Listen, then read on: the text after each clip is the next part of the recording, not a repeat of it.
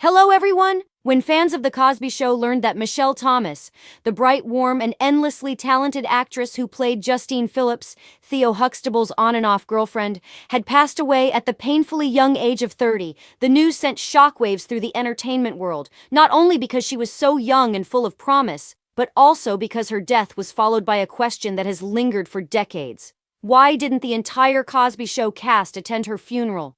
To understand that heartbreaking reality, you have to go back to who Michelle Thomas truly was. Not just a face on television, but a woman whose life was a blend of brilliance, quiet struggle, deep faith, and unspoken pain. Born on September 23, 1968 in Boston, Massachusetts, Michelle was the daughter of Dennis Thomas, one of the founding members of the iconic funk band Kool and the Gang, and Finjuar Thomas, an actress and stage performer. Surrounded by art, music, and creativity, Michelle was destined for the spotlight. But unlike many child stars, she didn't chase fame for the sake of attention. She chased it for the joy of storytelling and connection. Her career began modestly with commercials and small television parts. But everything changed in the mid-1980s when she was cast on The Cosby Show, one of the most beloved sitcoms in American history.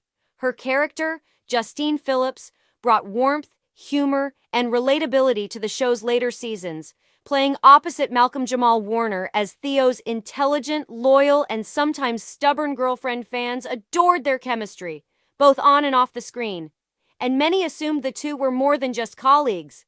And in truth, they were very close friends who deeply respected each other's work.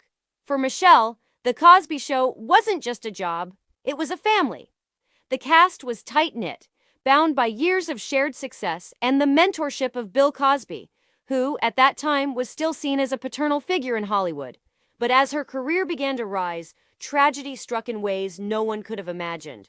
After The Cosby Show, Michelle went on to appear in Family Matters, where she became known as Myra Monkhouse, the sweet, confident, violin-playing girlfriend of Steve Urkel.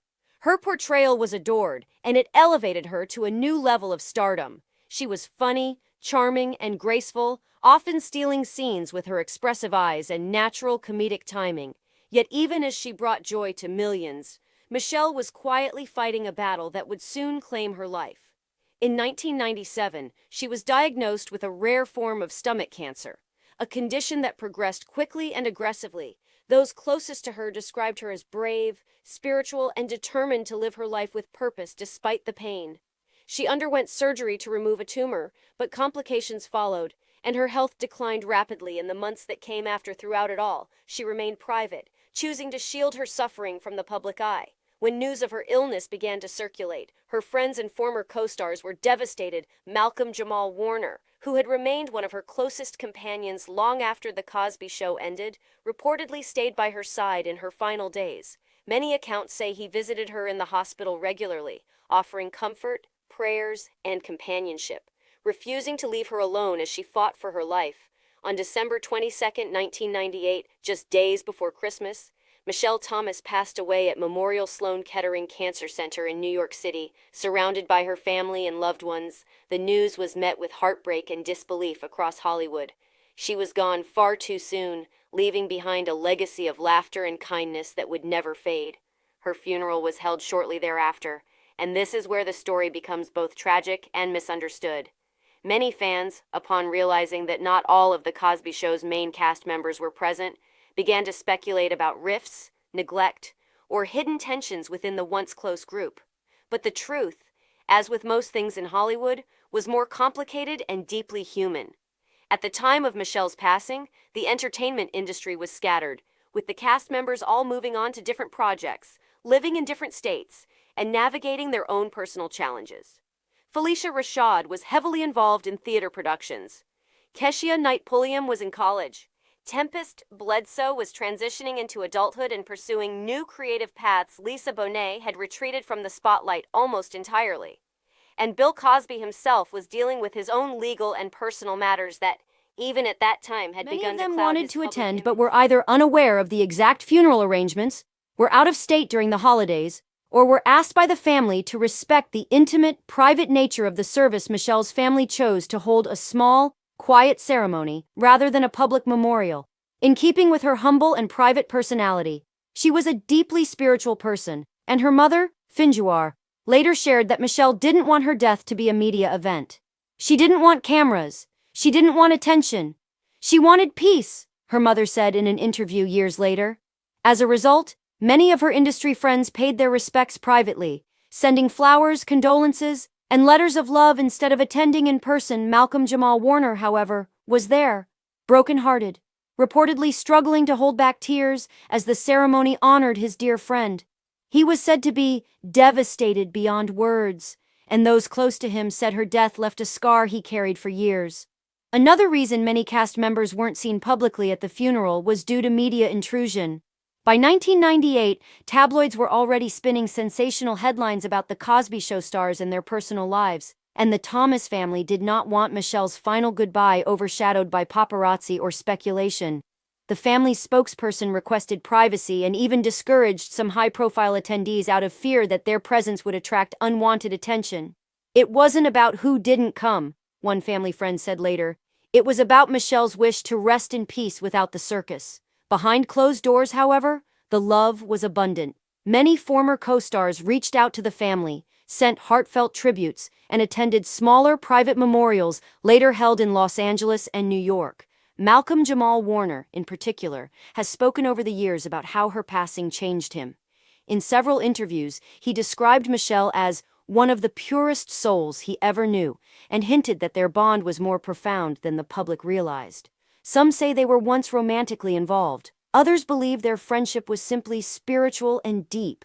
Either way, her death left him shaken. He even dedicated part of his later work to her memory, and has often spoken about how her spirit continues to guide him. For the rest of the Cosby Show family, Michelle's loss served as a sobering reminder of how fragile life is and how quickly the glow of fame can be dimmed by tragedy. In the years since her death, the question of who attended her funeral has resurfaced again and again, often fueled by fans' nostalgia and curiosity about what happened to the once-beloved cast. But those close to the situation insist there was no disrespect or division, only circumstance, timing, and privacy. Some even say that Michelle's wish was for her passing to be remembered through laughter, not mourning. Her mother once said, "Michelle loved joy. She wanted people to smile when they thought of her." And in that sense, her legacy lives on every time an old episode of The Cosby Show or Family Matters airs, bringing her infectious light back into living rooms around the world. The truth is, Michelle Thomas's funeral wasn't a moment of division. It was a quiet, dignified farewell to a woman who touched countless lives with her grace, humor, and humility. Her absence from the screen left a void that no one has ever filled quite the same way, but her influence continues to ripple through the generations of Black actresses who followed her, many of whom cite her as an inspiration.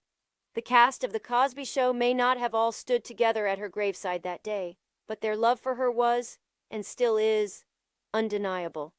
They mourned her in their own ways, away from cameras and headlines, holding on to the memories of laughter shared on sound stages and the kindness she extended behind the scenes. In the end, the story of why The Cosby Show cast didn't all attend Michelle Thomas's funeral isn't one of neglect. It's one of love, loss, and the quiet dignity of a family choosing peace over publicity. Michelle's life, though short, burned bright enough to outshine decades of gossip and speculation.